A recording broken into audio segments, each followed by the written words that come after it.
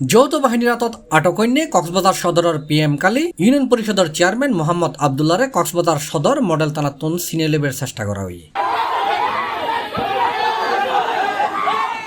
আজিয়ে সোমবার দুপুর 3:45 দিকে চেয়ারম্যান আবদুল্লারে সদর থানা হেফাজতত আনাউলি এডে তার হাজারো কর্মী সমর্থক আয়েরে সদর থানাত হামলা চালায়। এ সময় তার সমর্থক হলে চেয়ারম্যান আবদুল্লারে পুলিশের হাততুন সিনিলে দেবের চেষ্টা করে।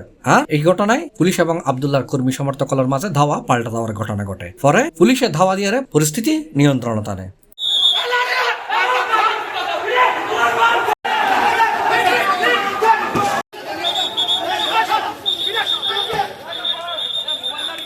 এই ঘটনার পর কক্সবাজার পুলিশ সুপার রহমতুল্লাহ কক্সবাজার সদর থানা পরিদর্শনতাই। এ সময় কক্সবাজার এসপি রহমতুল্লাহ জানাই পিএম খালির যে সাবেক চেয়ারম্যান তাকে সুনির্দিষ্ট তথ্যের ভিত্তিতেই আটক করা হয়েছে এবং তাকে আটক করে থানায় নিয়ে আসা হলে তার অনুসারী কিছু শৃঙ্খল জনতা তার অনুসারী বলা যায় তারা মানে এখানে বিশৃঙ্খলা একটা সৃষ্টি করার চেষ্টা করে।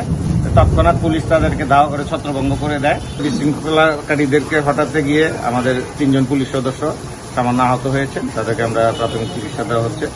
আর যে অভিযানগুলো এখন পরিচালনা হচ্ছে আমাদের যৌথ কমান্ড, যেটা যৌথ বাহিনী বলতে আমরা সেনাবাহিনী, পুলিশ, বিজিবি, র্যাব এইটা সমন্বয়ে যে গঠিত বাহিনী, সেখানে এটা অভিযানগুলো পরিচালনা হয়। C+ চট্টগ্রাম।